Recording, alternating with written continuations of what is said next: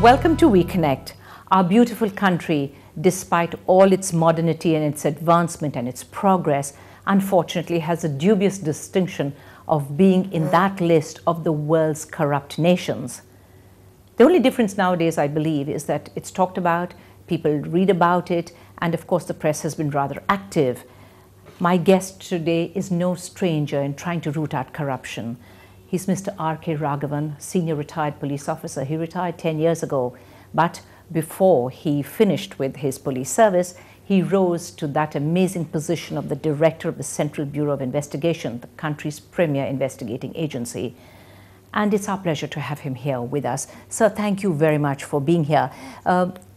So where does India rank in this corrupt nations list? Yeah, yes, there are several rankings given to various countries in terms of perception of corruption, and then an index. A lot is talked about assigning numbers to where India and other countries stand in terms of corruption.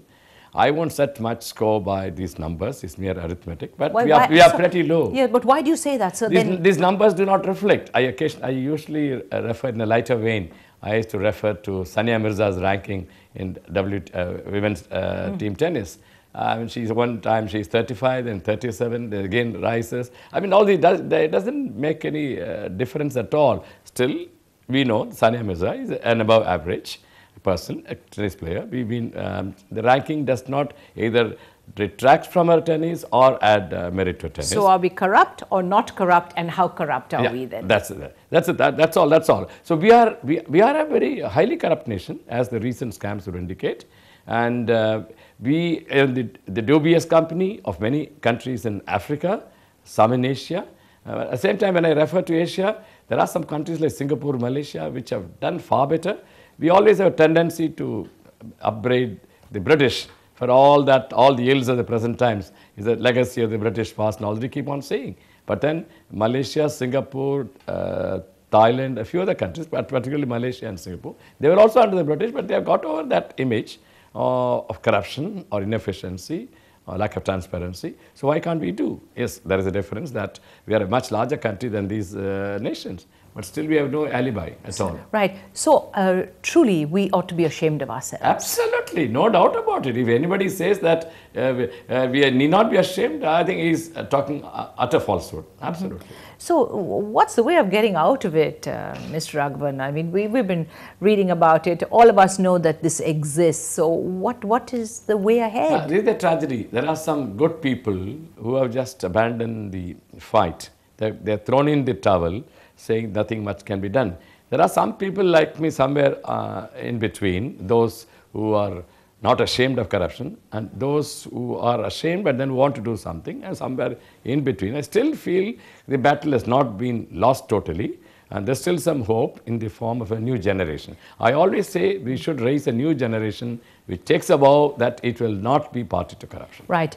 So you don't believe that there's a hopelessness that has set into our country? In certain segments of the population, there is hopelessness, but that doesn't mean much. We can still win them over and make them understand that the battle is still worth fighting, and that all the hope, my feeling is that hope lies in raising a new generation. We have raised a new generation of literates. Literacy has gone into sections of population which we never thought would take to education. Same way, let us hope that we can, through, what is the solution? Indoctrination. Brainwashing, indoctrination, that corruption is bad. I am sorry I'm using very strong expressions, but I believe in indoctrination and brainwashing. We need to be talking about this, and the stronger the words, I think, the better, really, when we discuss something like corruption. But how in the world do we motivate or teach a young person about, not being corrupt and not accepting the situation as it is, when they are faced with it every single day of their lives? Like how we handle crime, because bribery is also is a kind of crime. In crime, what are the two strategies? Prevention and detection. Detection is followed by conviction, in terms of, not conviction in the normal sense, conviction in a court of law, the most deterrent punishment. So it is always said, you may have a statute, but then every potential offender should know that the statute is very severe and that there is a certainty of punishment. That is absent in this country now. Anybody who commits a crime thinks that he can still beat the system and get away with it. But however, currently as we sit here and speak, there are a lot of people who are not in fact getting away with it anymore. Yeah. Perhaps there's not yet been conviction, there's not yet been sentencing, etc.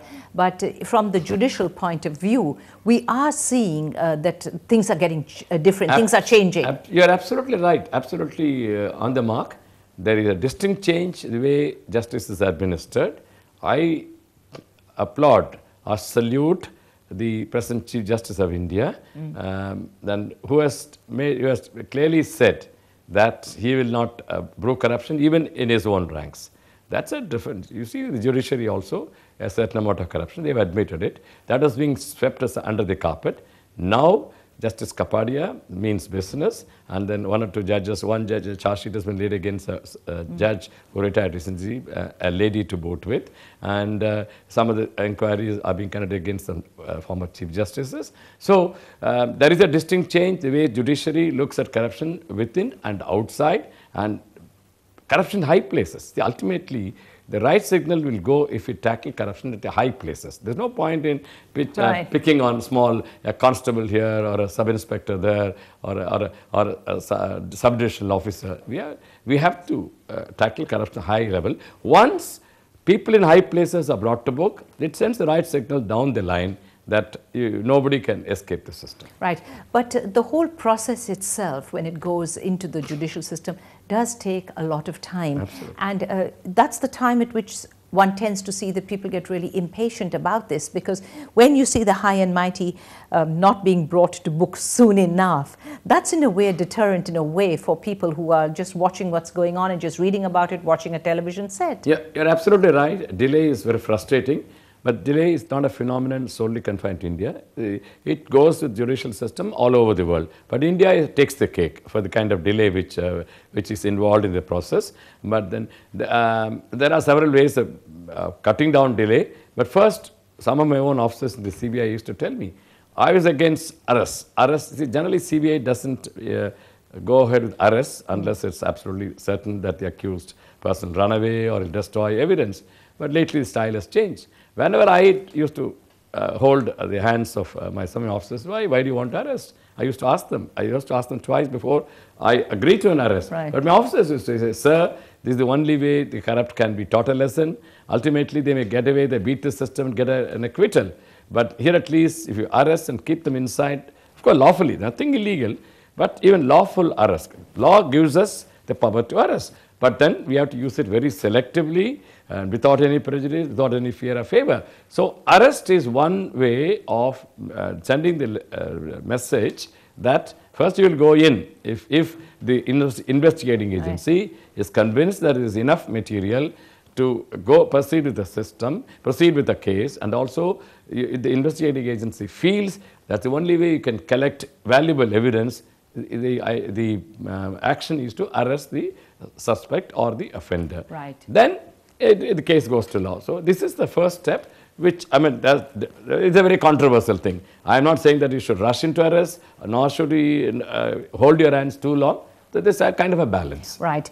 Mr. Raghavan, I'm going to ask you to hold on. When I come back after this break, I'd like to talk to you about the different forms of corruption we have, which one is the worst, which one is better, if there is such a thing as better or worse corruption. And in a lighter vein, there is what they say is the honest corruption. A person wants to do something, receives money. If he cannot achieve it for you, he returns the money. Right. Well, we'll talk about that. We'll take a very short break here and reconnect and get right back.